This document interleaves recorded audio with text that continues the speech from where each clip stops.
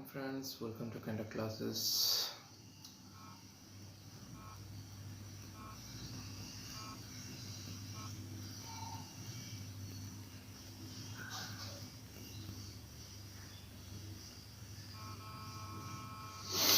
Okay,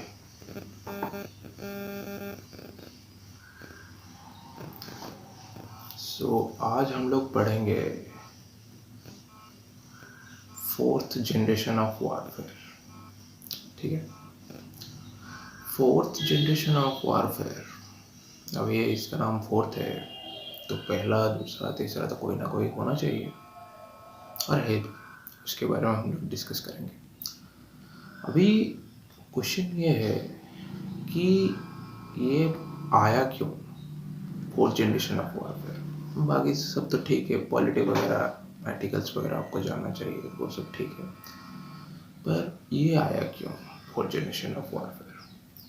अभी देखिए, ये जो हमारे national security advisor mister Ajit Doval है, ठीक है, ये गए थे as a chief guest discount parade.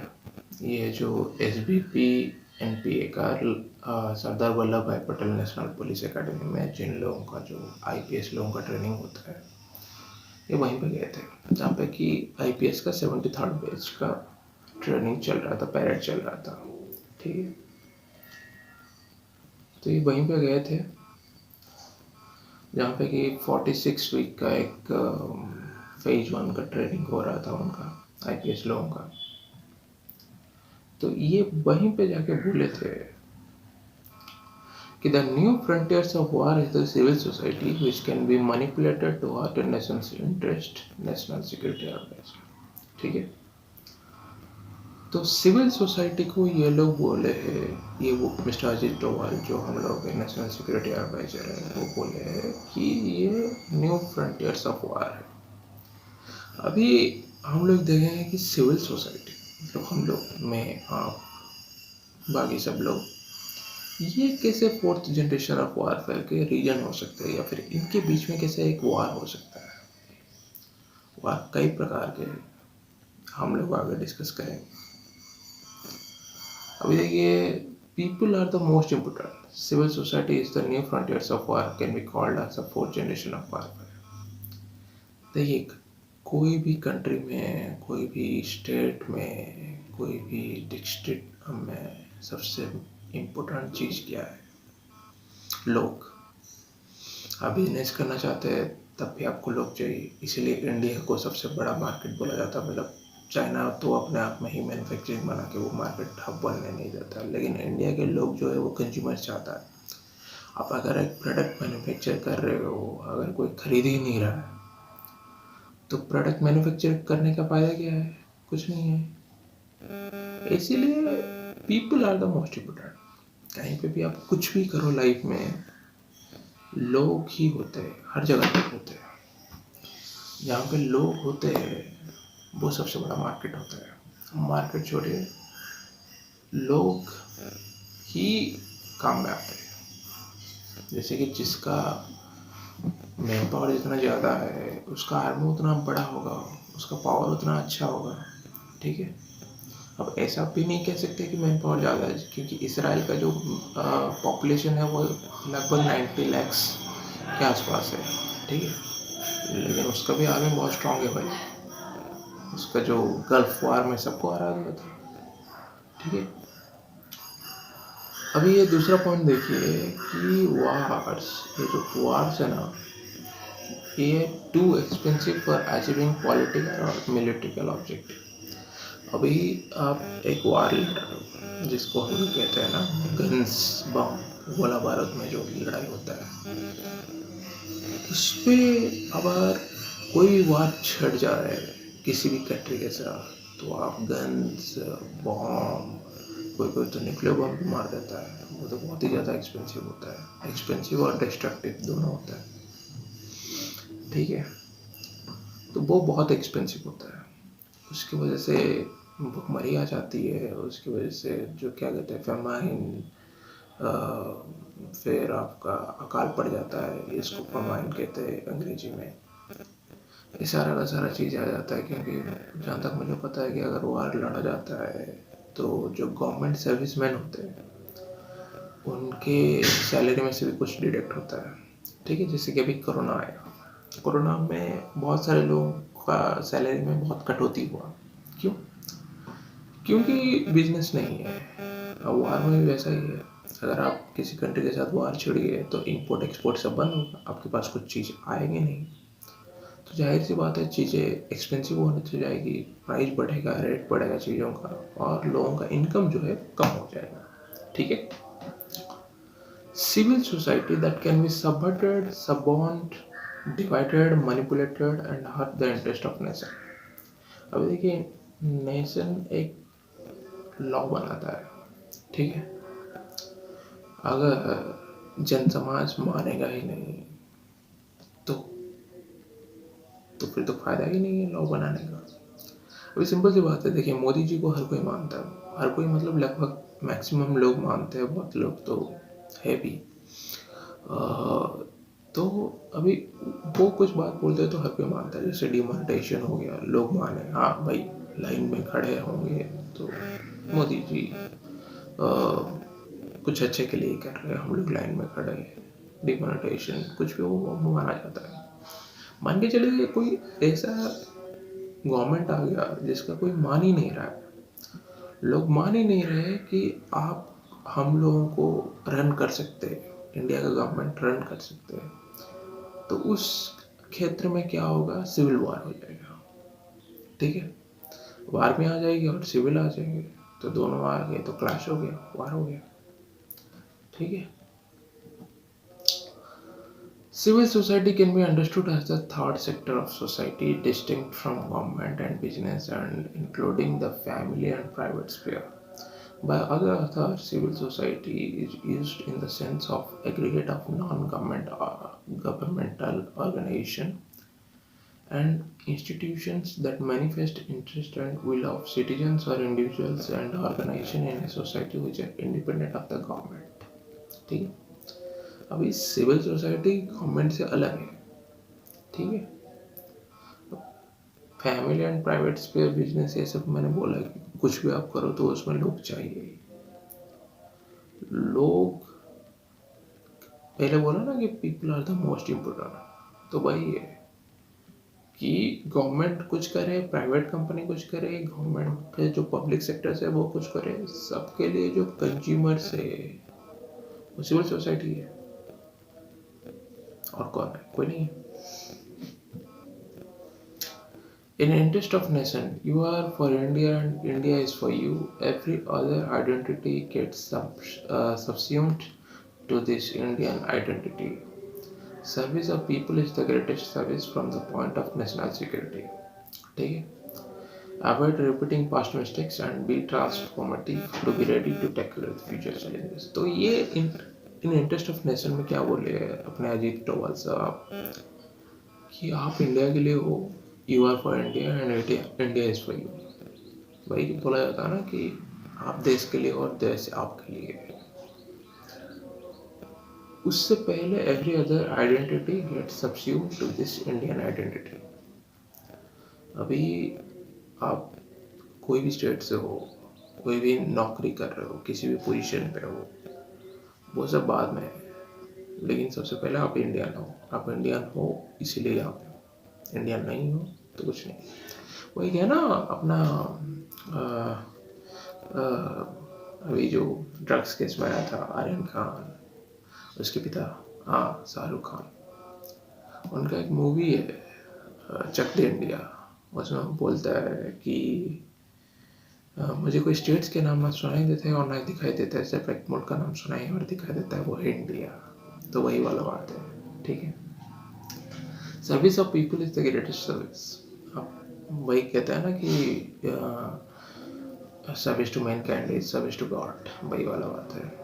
Avoid repeating past mistakes and be transformative to be ready to tackle with future challenges.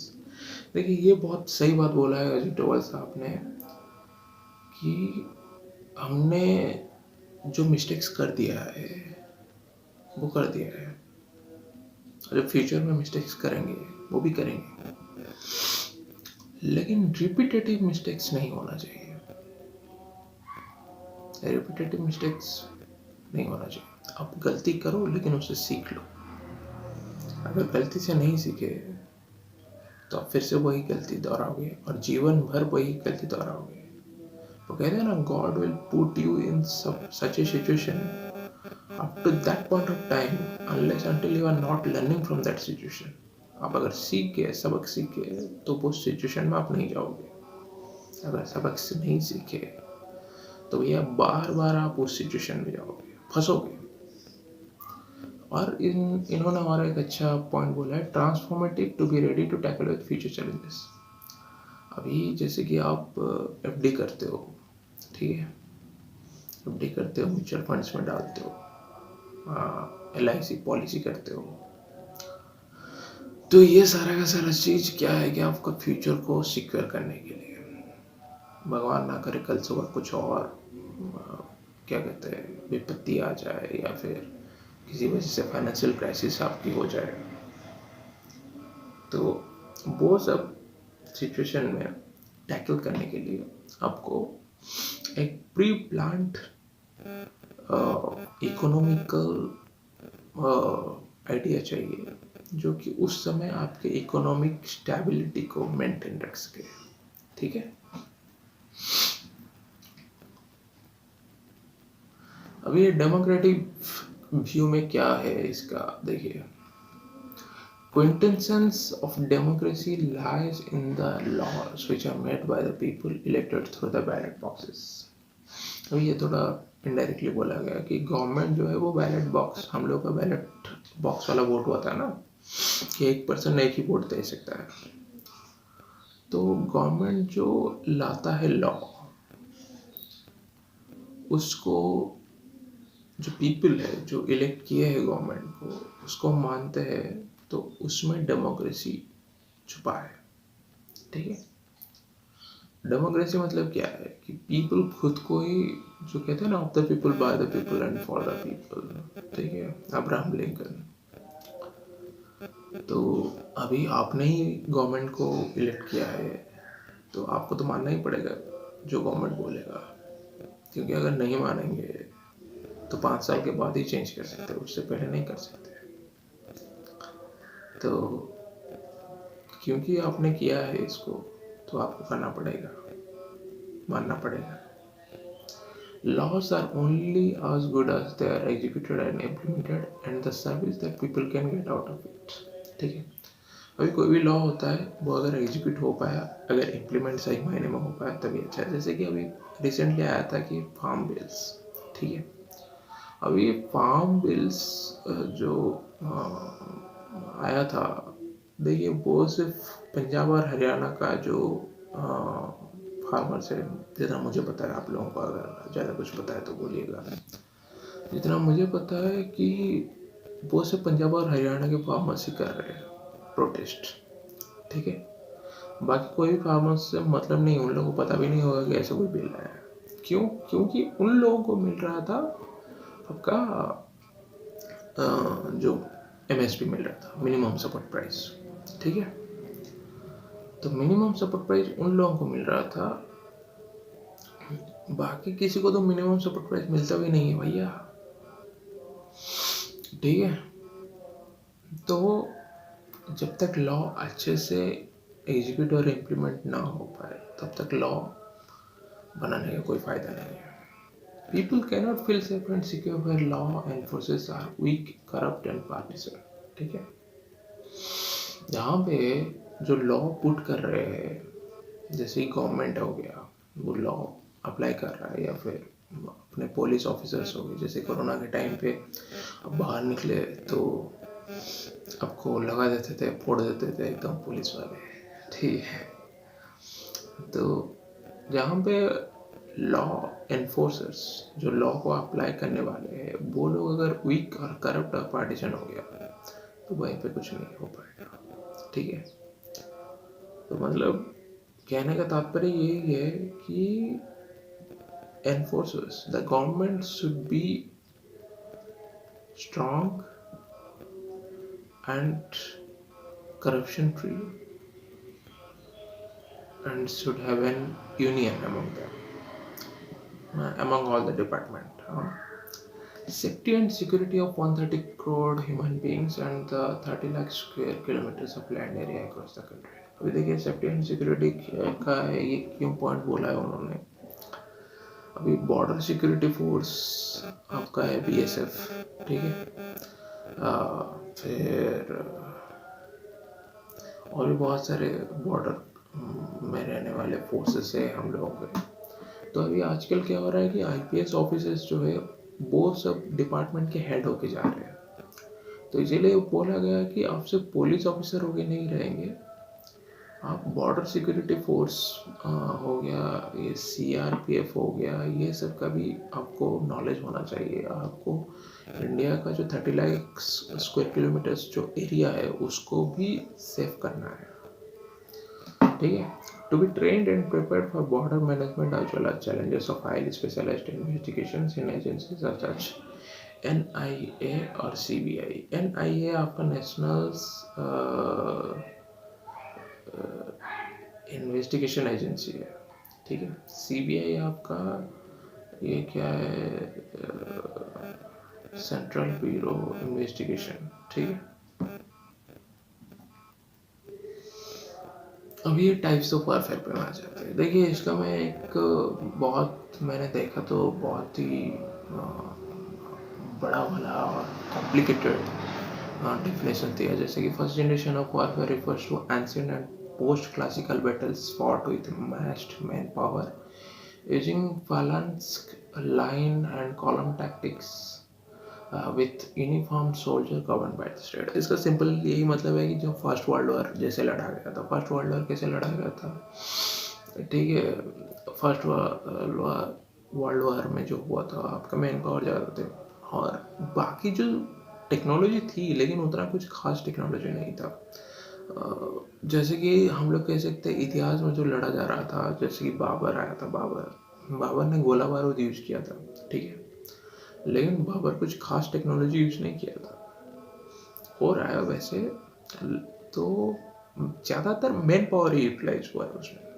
अब ये second generation warfare is the early modern tactics used after the invention of the rifled musket and breech loading weapons and continuing through the development of the machine gun and indirect fire. The term second generation warfare was created by US military in 1989, ठीक है. 1989 को US military ने second generation of warfare बोला था, जिसमें कि machine gun और indirect fire ज़्यादा होता है. Second world war nuclear bomb भी डाल दिए थे ना, तो सेकेंड वर्ल्ड वॉर जैसे हुआ था मैन पावर थोड़े कम हो गए, टेक्नोलॉजी थोड़ा ज़्यादा हो गया, टेक्नोलॉजी के ऊपर डिपेंडेंस थोड़ा ज़्यादा हो गया, ठीक है. अब ये third generation warfare focuses on using late modern technology derived tactics of leveraging speed, stealth and surprise to bypass the enemy's lines and collapse their forces from the rear. Essentially, this was the end of linear warfare on a tactical level, with units seeking not simply to meet each other face to face but to out-maneuver each other to gain the greatest advantage. अभी देखिए ये क्या हो गया, ये cold war type हो गया, ठीक है. थर्ड जनरेशन ऑफ वारफेयर, ये जो कोल्ड वॉर है जैसे कि यूएस और रशिया के बीच में जो कोल्ड वॉर है ये उस टाइप का हो गया कि दुश्मन को फेस टू फेस नहीं मारने गया है, दुश्मन को दूसरी तरफ से मारना है. जो कहते हैं ना दुश्मन का दुश्मन दोस्त होता है, वही होता है कि दुश्मन के दुश्मन को अपना दोस्त बना लो और दुश्मन को मारो, लेकिन अपने दोस्त और दुश्मन के दुश्मन से मारो, ठीक है. तो ये वही वाला हो गया कि साहब फेस टू फेस हम लोग नहीं मारेंगे, हम लोग दूसरी तरीके से मारेंगे. अभी कोरोना को ही मान लीजिए, हालांकि इसका कोई ठोस सबूत नहीं है कि चाइना ने बनाया है, बट अगर हुआ है तो that is also like a war. अगर कोई तुम्हें वायरस के थ्रू भी मारना चाह रहा है तो वो वार ही है, ठीक है. बहुत सारे लोग मरे इसमें से. अभी थर्ड देखते हैं, फोर्थ देखते हैं. Fourth generation of warfare is characterized by post modern return to decentralized forms of warfare Blurring of the lines between war and politics, combat and civilians due to nation states, loss of the near monopoly on the combat forces, returning to modes of conflict common in pre-modern times. The term was first used in 1989 by a team of United States analysts to describe warfare's return to decentralized form. अभी fourth generation हमने जो discuss कर रहे थे, तो अभी ऐसा है कि लोगों को भड़काओ, जैसे कि अभी पाकिस्तान क्या कर रहा है, हमारे इंडिया के जो मुस्लिम्स है उन लोगों को भड़का रहा है कि इंडिया तुम्हारे साथ जालिम है, इंडिया ये कर रहा है, इंडिया वो कर रहा है, पाकिस्तान में ये मिलेगा and so on so fourth. ठीक है, लेकिन जो रियलिटी जानते हैं उनको पता है कि पाकिस्तान का हालत उससे भी खराब है। पाकिस्तान में पाकिस्तानी मुस्लिम्स को नहीं मिलता यार, तुम बलूचिस्तान को ही देख लो, उन लोगों को क्या देता है, वो भी तो मुस्लिम्स है। अब मुस्लिम्स को अगर देखना है जहाँ पे हो रहा है, चाइना को देखो, उगर मुस्लिम्स को वो कैसे परेशान कर रहा है, उगर मुस्लिम्स को साला बुर्का पहनने नहीं देता है, और कुरान को बोल रहा है कि बहुत सारे पार्ट को वो हटा के बोल रहा है कि अपने चाइनीज लैंग्वेज में पढ़ो, क्योंकि चाइनीज लैंग्वेज सीखो, और बहुत सारे पार्ट हटा दिया, उस पर कुछ नहीं है। इंडिया में मैं आपको बताऊँ, मुस्लिम्स जो है वो सबसे ज़्यादा क्लोज है, मतलब वो सबसे ज़्यादा सेफ है यहाँ पे, और कहीं भी इतना सेफ नहीं है। ठीक है, एक सेकंड ना।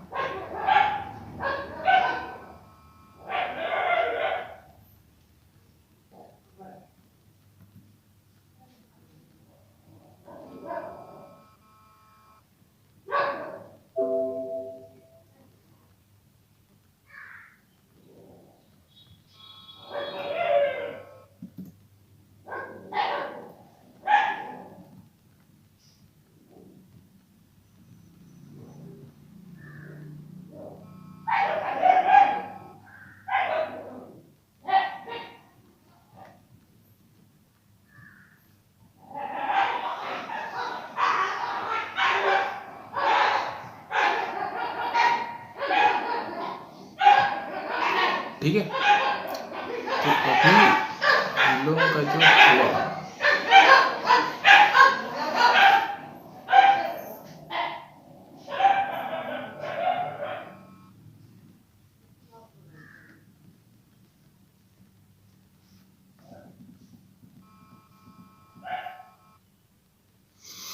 सॉरी फॉर द इंटरप्शन, अभी पहले ये वीडियो कैप्चरिंग कुछ बंद हो गया था, देन बाहर कुछ कुत्ते भौंक रहे थे, तो ऐसे हो गया। तो हमने जो फोर्थ जनरेशन ऑफ वारफेयर हमने पढ़ रहे थे, तो मुस्लिम्स को भटका रहा है। ठीक है, तो इससे क्या होगा कि एक सिविल वॉर क्रिएट हो जाएगा। सिविल वॉर जैसे कि हिंदू मुस्लिम्स में राइट्स हो जाएंगे, बहुत सारे जाने जाएंगी, दोनों साइड से जाएंगे, ऐसा कोई ये नहीं है। तो वो भड़काने पर नहीं आना चाहिए। इंडिया में मुस्लिम सबसे ज़्यादा सेफ है और हम सबको भाई भाई मानते हैं, ऐसा कोई दिक्कत नहीं है। अगर आप कोई भी इलीगल एक्टिविटी या फिर अनलॉफुल एक्टिविटी में इन्वॉल्व नहीं हो, कुछ भी नहीं कर रहे हो, तो आप अपने जाके खुद एक सिविल सोसाइटी में देखिए, बहुत सारे लोग बहुत अच्छे से ले रहे हैं डिफरेंट डिफरेंट रिलीजन्स के। हर एक रिलीजन को यहाँ पे रेस्पेक्ट मिलता है, इक्वल राइट्स मिलता है। ठीक है, then fifth generation warfare is conducted primarily through non-kinetic military actions such as social engineering, misinformation, cyber attacks, along with emerging technologies such as artificial intelligence and fully autonomous systems. Fifth generation of warfare has been described by Daniel Abbott as war of information and perception. ठीक है, तो fifth generation of warfare भी है। Fifth generation of warfare is like cyber warfare. ठीक है, दूसरे देश का डाटा चुराओ, दूसरे देश को डेवलपमेंट को रोको और अपना डेवलपमेंट बढ़ाओ। तो भाई, so thanks for watching, my friends. That's my time. Hopefully we'll meet in next class. Thank you.